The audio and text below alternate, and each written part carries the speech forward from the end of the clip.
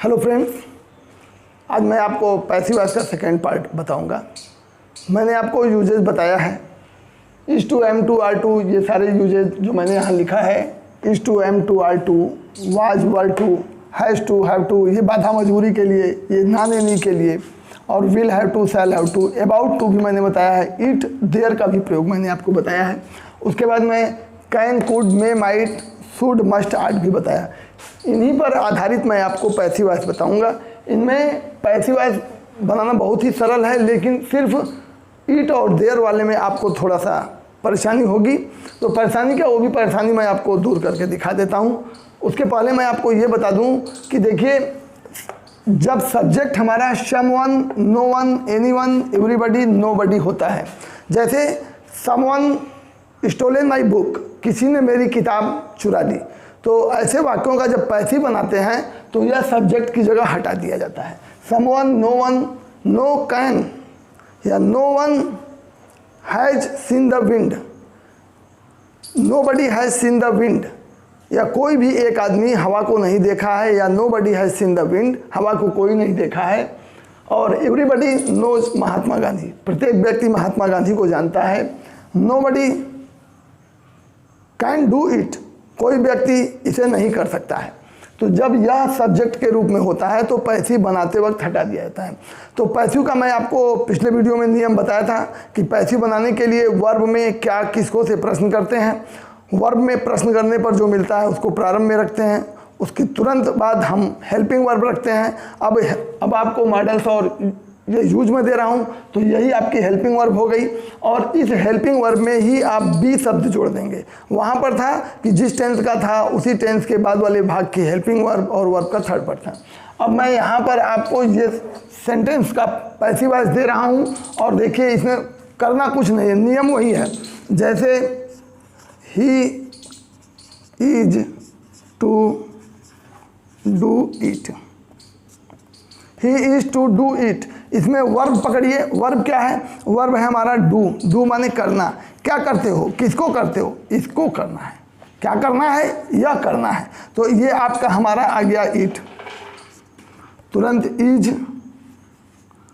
To be, इसमें helping verb आ गई कि नहीं? क्योंकि is to, am to, are to, was to, were to, ये जितने भी यूज हैं इसमें हमारा सिर्फ बी शब्द लगेगा। तो it is to be, verb का थर्ड पर्सन डन। बाई ही का बदल करके हिम आपका हो गया। आपने देखा कि पैसिव बनाने के लिए मैंने किया क्या, वर्ब में प्रश्न किया, और प्रश्न करने पर जो मिला मेरा इट मिल गया, और इट के बाद इज टू मैंने रखा और केवल मैंने बी शब्द जोड़ा। इसी तरह से सी कैन डू दिस, वह यह कर सकती है। करना में प्रश्न करिए, क्या कर सकती है, किसको कर सकती है, यह मिला आपका, तो ये आपका आ गया पहले। दिस कैन बी, केवल मैं बी शब्द ही जोड़ता हूँ। जितने भी प्रयोग के वाक्य मिलेंगे, मॉडल्स मिलेंगे, उसमें आपको सिर्फ बी शब्द जोड़ना है, और नियम वही है। वर्ब में प्रश्न करना है, जो मिलेगा वो सबसे पहले वही ऑब्जेक्ट का आपका मिल जाएगा। और इसमें हेल्पिंग वर्ब, ये जो आपका प्रयोग होता है कैन, कुड, मे, माइट, उसमें सिर्फ बी जोड़ेंगे। और तीसरे नंबर पर आप वर्ब का third person done, by her,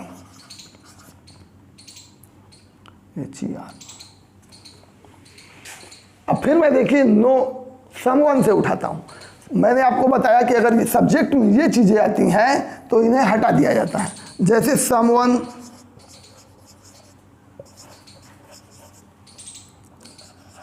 helped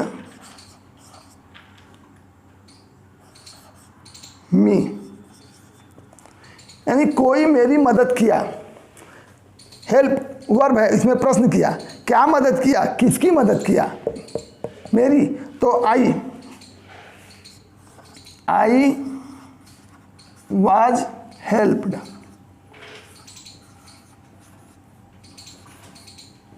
बस आपका खत्म। क्योंकि जब subject someone, no one, anyone, everybody, nobody होता है तो ये बाई के बाद नहीं रखा जाता है, यानी इसको बाई लगाएंगे ही नहीं ना, तो इसको हम लगाएंगे। तो इस तरह से यह सब्जेक्ट जिसमें आता है उसमें इनकी ज़रूरत नहीं पड़ती है। जो प्रश्न करने पर जो मिलता है उसको सबसे पहले रखते हैं, फिर हेल्पिंग वर्ब ठीक उसी टेंस के बाद वाले की रखते हैं, और वर्ब का थर्ड पर्सन रखते हैं। और जो ये यूजेस हैं, ये मॉडल्स हैं, अगर ये पैसिव वॉइस में आते हैं तो इनमें सिर्फ बी शब्द जोड़ दिया जाता है। शुड हैव भी आ सकता है, मस्ट हैव भी आ सकता है, आट टू हैव भी अगर आता है तो केवल आपको बी शब्द जोड़ना है। उसी तरह से अबाउट टू अगर मैं कहूँ कि Rekha is about to cook food,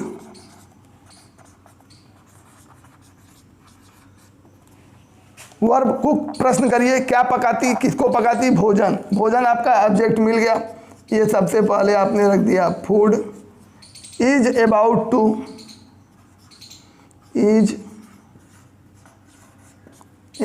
to be, मैंने कहा जितने प्रयोग के वाक्य आएंगे सब में आपको बी लगाना है। Is about to be cooked,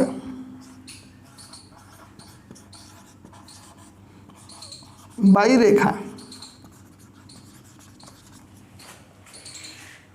food is about to be cooked, Rekha. ये सारे यूज और मॉडल्स में केवल बी शब्द लगेंगे। ध्यान दीजिएगा, अगर सब्जेक्ट ये होता है तो इनका प्रयोग नहीं किया जाता बाई लगा करके। आपको मेन इन सभी में आपको देखना है ईट और देयर। अब मैं आपको ईट देयर का पैसिव बनाना दिखाता हूँ, और इसके पहले भी मैंने आपको एग्जाम्पल देकर समझाया, यूजेज को मैंने समझाया। यहाँ पर मैं आपको इसलिए देयर और ईट दिखा रहा हूँ क्योंकि देयर और ईट का भी यूज मैंने आपको बताया है। और एक मैं ये शुड मस्टार्ड का ले लिया हूँ। तो there is no time to loss, there is no time to loss यानी खोने का समय नहीं है। तो ये बनेगा कैसे, इसमें आपको करना कुछ नहीं है। इस तरह के पैसिव वॉइस में टू बी, इसमें भी आप टू के बाद बी और वर्ब का थर्ड पर्सन, क्योंकि कोई ऑब्जेक्ट है नहीं। क्या खोना, किसको खोना, क्या रोना, किसको रोना, कोई वर्ब नहीं है, तो पूरा आपका उतर जाएगा। ये बन जाएगा there is no time to be lost, third person. हो गया आपका ये passive. There is nothing to weep for, तो ये क्या होगा, बस to be wept for.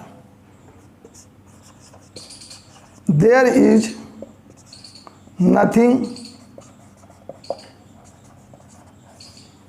To be wept, third person लगेगा ही, वेप्ट फॉर। ये देखिए, it is time to take exercise, जब इट का भी मैंने आपको प्रयोग बताया है कि it is time to take exercise माने व्यायाम लेने का समय, यानी व्यायाम करने का समय है। तो क्या करने का, किसको करने का, व्यायाम, तो यानी व्यायाम के लिए समय है। ये क्या हो जाएगा, व्यायाम के लिए समय है। तो it is time for exercise.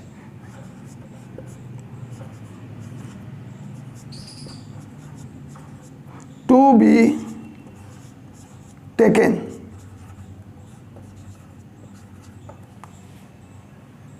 It is now time to start the race, यानी दौड़ प्रारंभ करने का अब समय है।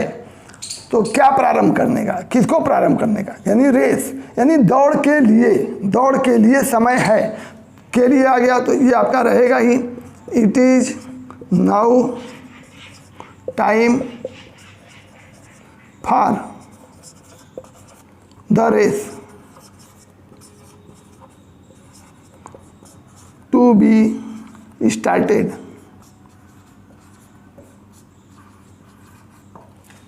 अब you should not throw a pen, तुम्हें कलम नहीं फेंकना चाहिए।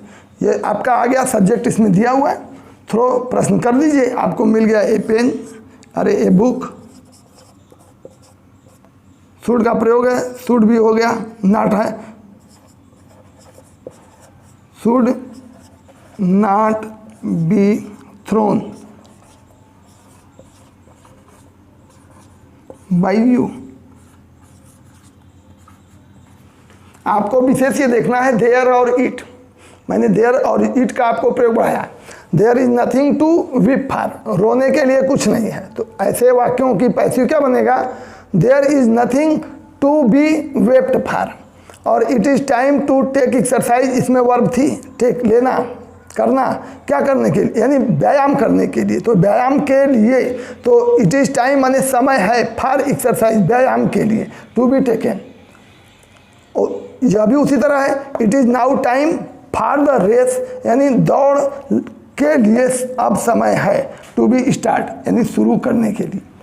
और ये आप पढ़े ही हैं। इस तरह से इट, देयर, अबाउट, आपको मैंने सारे यूज का पैसिव मैंने बता दिया, और जिसमें सब्जेक्ट आते हैं मैंने वह भी बता दिया, जो नहीं लगते तो ठीक है।